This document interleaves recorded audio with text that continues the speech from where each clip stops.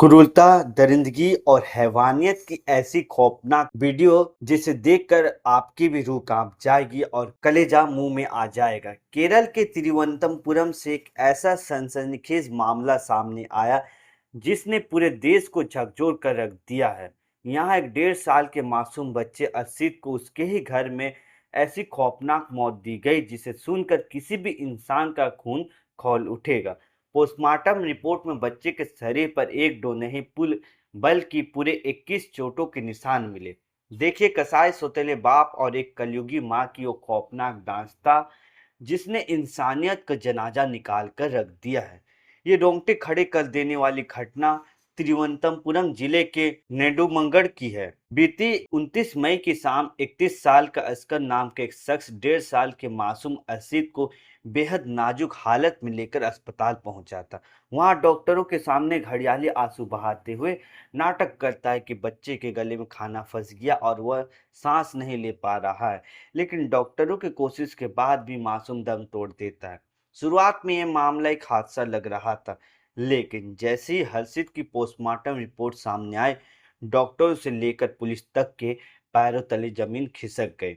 Report में खुलासा हुआ कि मासूम की मौत गले में खाना फंसने से नहीं, बल्कि उसके शरीर के अंदरूनी अंगों में हुई भारी ब्लीडिंग यानी इंटरनल ब्लीडिंग की वजह से हुई थी, जो लगातार बेरहमी से पीटने के कारण हुआ था। जांच में जो सच सामने आया वो किसी हॉरर फिल्म से कम नहीं है। मासूम हर्षित के जैविक पिता की साल 2024 में मौत हो चुकी थी। इसके बाद उसकी 24 साल की मां अखिला अपने इस बेटे को लेकर अपने प्रेमी अस्कर के साथ लिव-इन में रहने लगी थी।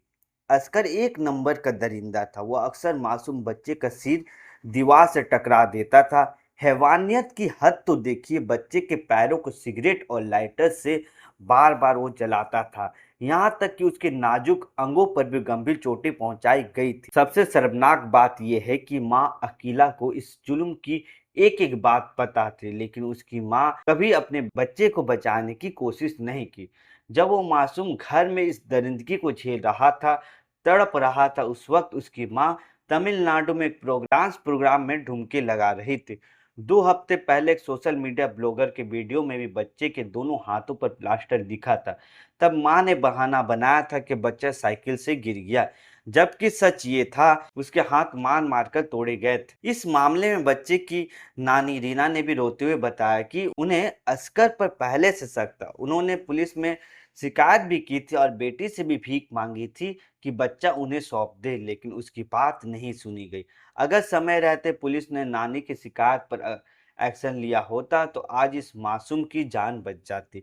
फिलहाल केरल सरकार की चाइल्ड अब्यूज पर जीरो टॉलरेंस नीति के तहत पुलिस ने कड़ा एक्शन लेते हुए कलयुगी मां अकीला और कसाई सौतेले बाप अक्सर को गिरफ्तार कर सलाखों के पीछे भेज दिया है। लेकिन सवाल है कि लिव इन रिलेशनशिप और बदलते समाज के बीच इन मासूमों की सुरक्षा का जिम्मा आखिर कौन लेगा? इस खौफनाक वारदात पर आपकी क्या राय है? कमेंट में हमें जरूर बताइए। धन्यवाद।